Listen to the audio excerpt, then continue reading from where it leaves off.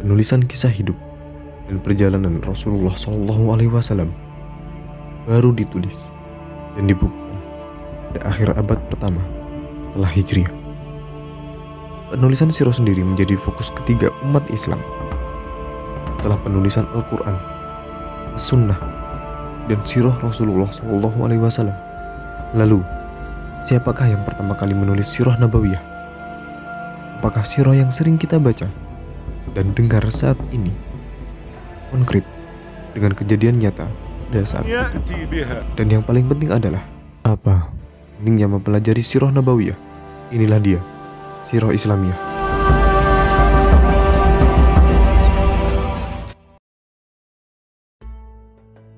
Sejarah kehidupan dan perjalanan dakwah dan peperangan yang diikuti Rasulullah SAW atau sirah Nabawiyah tidak seperti sejarah dunia pada umumnya yang hanya sebatas pengetahuan dan wawasan. Sirah Nabawiyah bukan hanya ilmu pengetahuan, tapi juga digunakan untuk memahami Al-Quran, As-Sunnah, dan Istinbatul Ahkam. Karena di dalamnya ada sebab-sebab yang mendasari diharamkan dan dihalalkan suatu perkara, seperti yang diriwayatkan At-Tirmizi dan Al-Hakim dari Ummu Salamah, yang artinya beliau Ummu Salamah bertanya kepada Rasulullah SAW, "Wahai Rasulullah, aku tidak mendengar Allah menyebut wanita di dalam Al-Quran pada peristiwa hijrah." Lalu turunlah surah Ali Imran ayat 195 yang berbunyi, فاستجاب لهم ربهم أني لا أضيع عمل عامل منكم من ذكر أو أنثى بعضكم من بعض. Al-Ayah. Selain itu, sirah Nabawiyah juga sebagai bukti bahwa Rasulullah SAW adalah utusan Allah dan Al-Quran adalah kalamullah yang diturunkan melalui malaikat Jibril kepada Nabi Muhammad SAW. Dan yang paling penting dari itu semua adalah mengetahui hakikat Islam yang sebenarnya, bagaimana ia turun, dan kisah Rasul beserta sahabat, bagaimana Islam membentuk masyarakat yang tidak berbudaya, beradab, bahkan tidak memiliki aturan, menjadi masyarakat yang berluhur tinggi, berakhlak mulia, bahkan mampu memimpin peradaban dunia selama berabad-abad. Tidak seperti Al-Quran dan As-Sunnah yang sudah ditulis sejak awal kenabian. Sejarah Rasulullah SAW, baik itu Ghazwah maupun Sariyah, belum menjadi perhatian khusus bagi sahabat untuk menuliskannya, tetapi terus dilestarikan secara lisan. Dikarenakan perhatian dan fokus masih tertuju kepada penulisan kalamullah yang berupa Al-Quran dan Al-Hadis. Namun Al-Quran yang menjadi fokus bertahun-tahun dan ditulis di depan Rasulullah SAW. Sedangkan Rasul melarang penulisan hadis karena takut tercampur dengan Al-Quran. Sirah yang terjadi di antara Rasulullah SAW dan para sahabat disaksikan bersama dan diceritakan secara mutawatir, turun-temurun dari sahabat yang menyaksikan peristiwa kepada para tabi'in yang tidak bertemu dengan Rasulullah, tapi bertemu dengan para sahabat. Dan di tangan para tabi'in inilah perjalanan dan peristiwa yang dialami Rasulullah SAW ditulis. Dan orang pertama yang menuliskan sirah Nabawiyah adalah Urwah bin Zubair, lalu diikuti Aban bin Usman, lalu ada Wahab bin Munabbih, lalu diikuti oleh Syarhabil bin Sa'id, lalu ada Ibnu Syihab Az-Zuhri. Kita telah menyinggung beberapa nama yang menuliskan sirah untuk pertama kalinya. Namun sayangnya, dari beberapa nama yang kita sebutkan, hanya beberapa lembar dari tulisan Wahab bin Munabbih yang masih tersimpan di kota Heidelberg, Jerman. Lalu, siapakah orang pertama yang membukukan sirah? Buku pertama yang bercerita tentang sirah Nabawiyah adalah buku milik Muhammad Ibnu Ishaq, dan buku ini jugalah yang diakui oleh para ulama sebagai buku sejarah kenabian paling bagus di zamannya, walaupun di dalamnya belum ada sejarah Ghazwah yang dialami Nabi.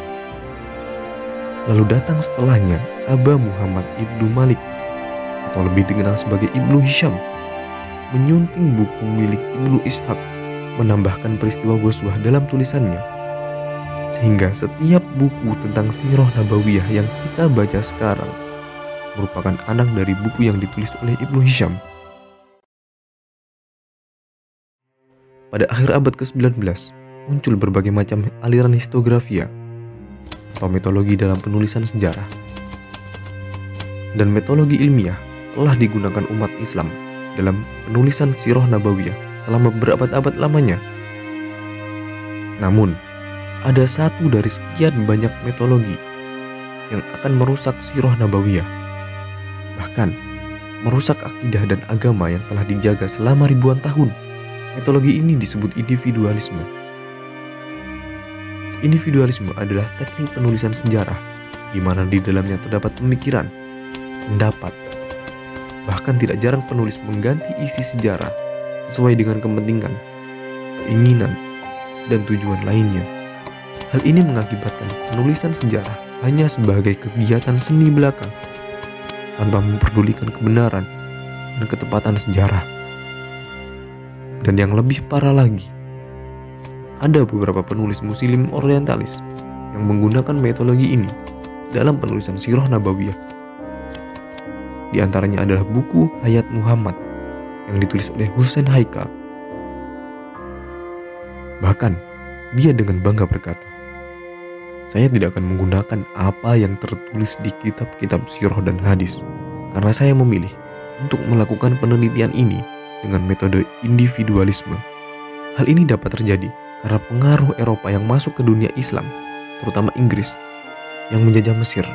Inggris ingin meluaskan ideologi revolusi agama demi melancarkan penjajahan mereka di tanah Mesir.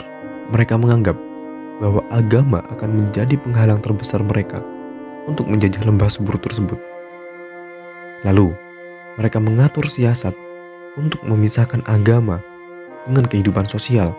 Dengan keberhasilan gerakan Renaissance yang menjadi dasar kebangkitan mereka menyebarkan pandangan bahwa untuk mencapai kemajuan dalam berbagai bidang, agama harus disesuaikan dengan keadaan modern, atau lebih tepatnya, memisahkan agama dengan ilmu pengetahuan. Agama adalah sesuatu, ilmu pengetahuan adalah sesuatu yang lain. Tidak ada kaitan antar keduanya. Dan misi ini terbilang cukup sukses karena ada beberapa ilmuwan dan penulis yang terpengaruh dengan gemerlapnya kebangkitan Eropa, seperti yang kami sebutkan di atas. Tapi, bagaimanapun kerasnya usaha orientalis untuk memisahkan Islam dari pemeluknya, seperti memisahkan Kristen dari Eropa, akan sia-sia. Karena sampai sekarang, Al-Quran dan semua aspek dalam Islam masih konkret dengan apa yang diturunkan kepada Sayyidina Muhammad SAW, meskipun tidak sedikit yang menyimpang, bahkan jauh dari apa yang diturunkan. Kembali lagi kepada pertanyaan awal, apakah Sirah Nabawiyah masih konkret dengan apa yang terjadi di zaman Rasul? Jawabannya, masih dan akan selalu konkret sampai akhir dari dunia.